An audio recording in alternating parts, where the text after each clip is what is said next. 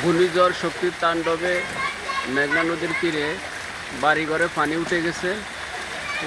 ছেলের সন্তান দেখেন উঠানে খেলা করে, উঠানে পর্যন্ত পানি উঠে গেছে। ঘর বাড়ি প্রায় বিটা ডুবে গেছে, অনেক পানি উঠছে, রোডঘাট ডুবেও তারপর উঁচা বাড়িতে, এটা কিন্তু অনেক উঁচা বাড়ি। দেখেন এই পোলা পানি উঠানে খেলাধুলা করতেছে, অত্যন্ত ভয়াবহ অবস্থা আছে। এটা জোয়ারের পানি, এটা হচ্ছে জোয়ারের পানি।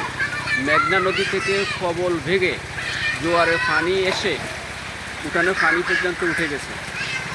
মানুষ করুণ অবস্থা আছে, ভয়াবহ অবস্থা আছে। কারণ অতিরিক্ত পানি হলে মানুষের আশ্রয়কেন্দ্রে যেতে হবে, আশ্রয়কেন্দ্র ছাড়া উপায় নাই। এই স্থান হচ্ছে মোল্লা মার্কেট, এটা চর লরেন্স এবং মার্টিন ইউনিয়নের মেঘনা নদীর পার। সবাই ভালো থাকবেন, সুস্থ থাকবেন, আর আমাদের উপকূলীয় অঞ্চলের মানুষের জন্য দোয়া করবেন।